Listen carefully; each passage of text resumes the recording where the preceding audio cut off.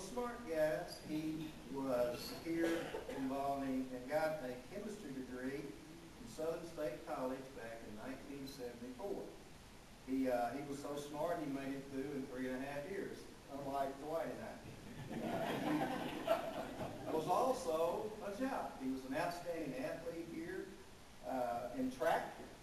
He ended up deciding that his junior and senior years he was going to concentrate on his chemistry degree, which he did. Now, how did he do when he left this campus? Well, he did great things. He works now in chemical research, and he has been involved as the lead inventor on 22 patents and 100 international patents. Now, when the alumni board was meeting, we said to seal it. Are you sure we got the right information? Somebody did that from SAU, from this Southern State. The answer is yes. He again, like Pushar, got the tools here, went on and did great things. In addition to those inventions and patents he's involved with, he was involved for development of technology, which involves the production of more than 500,000 pounds of high-value polymer products down there where he lives, the Texas Gulf Coast. He also has worked as a technical director for a company called Soltex in Houston, senior vice president for technology for Enviro Fuels in Houston. He has received an award, the Green Chemistry Award, at the National Academy of Science in Washington, D.C. I suspect we could go on and on about Clyde Baxter. I've asked for Clyde to come down. At this time, let's play his video.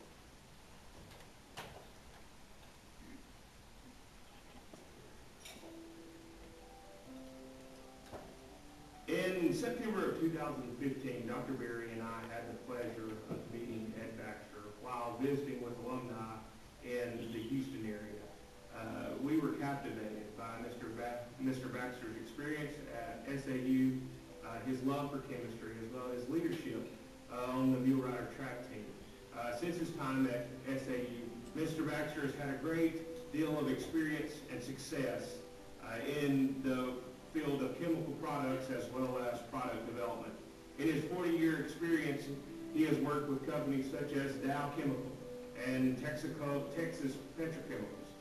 Today, Mr. Baxter is credited with as the lead inventor of 22 U.S. patents as well as over 100 foreign patents. Since our visit, Mr. Baxter has been to campus to share with our chemistry students his expansive knowledge as well as his great experiences in the field of chemistry. We're so grateful for Mr. Baxter's friendship of SAU and his interest in the university, and tonight is truly our honor to honor him with the well-deserved award of Distinguished Alumnus. Now, Mr. Baxter, did you come forward and share a few words with us?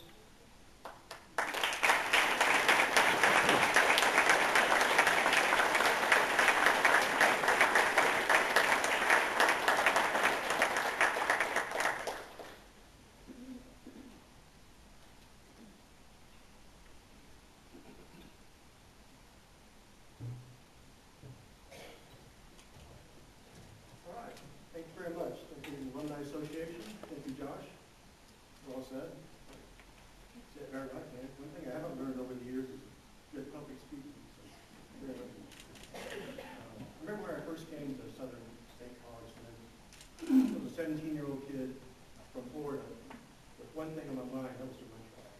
I knew that there was a good track, they had a good track team here. They went to all the major meets in the country. I ran the Astrodome at first. My freshman year I was here. So that was kind of my focus and what I wanted to do. I didn't really thought about what I wanted to major in. So I remember during freshman orientation, I went down there to the, I think it was in the gym. Went down to the gym where they had all the majors set up. I was in a hurry because I had to take an ACT test. So I looked around and I knew I couldn't wait to have a long lines. Looked around and there was nobody standing in the chemistry room.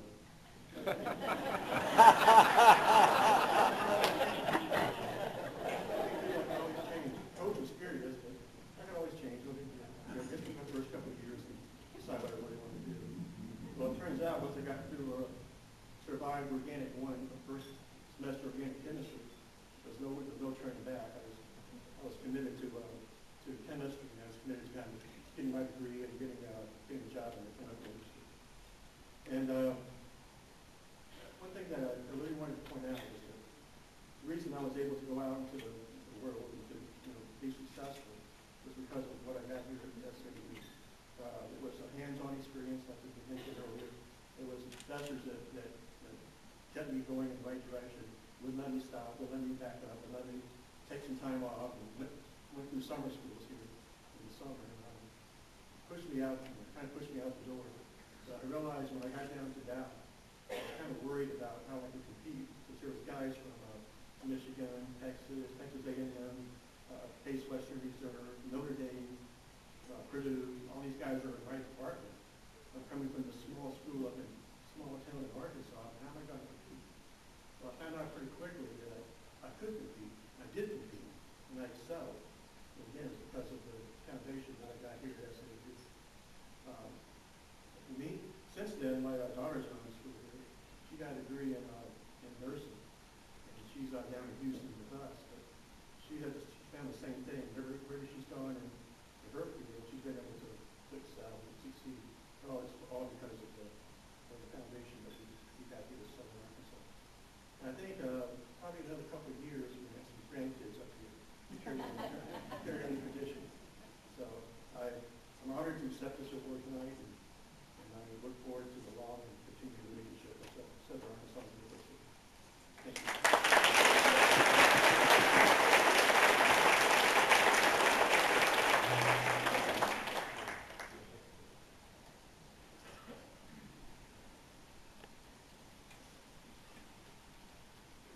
Someone closer to home.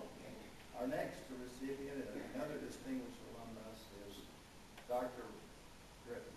Dr. Rodney Griffin, you know him, most of you people in this room know him. If you don't know him, when I think of Dr. Griffin, he's a great doctor, but such a gentleman. You see his family out, yeah, it's true that he let his daughter marry a lawyer, and I'm not going to hold that against him. But he's done a lot of other good things. Well, Dr. Griffin was at Southern State College back in the 60s, 62 to 65. He received a BS degree in pharmacy later on after leaving here, and an MD, so he's a pharmacist and a doctor. He served here at Southern State College as the campus physician. He now serves on the Arkansas Medical Board. He served as chief of staff at the Magnolia Hospital Board, the Chamber of Commerce, the American Cancer Society, Abilities and Women Limited. He's been a volunteer for all of these great functions. He's a deacon, does lots of things down at Central Baptist Church. He's a recipient of a Paul Harris Fellowship Award, Magnolia Rotary. He has served as the diplomat of the American Academy of Family Physicians. Dr. Griffin, it's such a privilege to honor you, and I've asked at this time if we could play his video.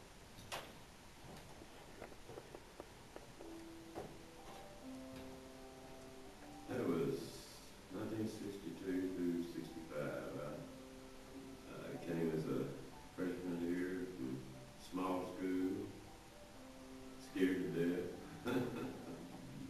I've been back in Magnolia for the last since 75, and I watched the campus grow. I've been around people that teach here and administrators, and it's just been top quality. I really just can't say enough about how I value this institution. I think the administration and the caliber of the teachers here make it stand out. I think that's why it's grown so much the last few years. People are realizing that.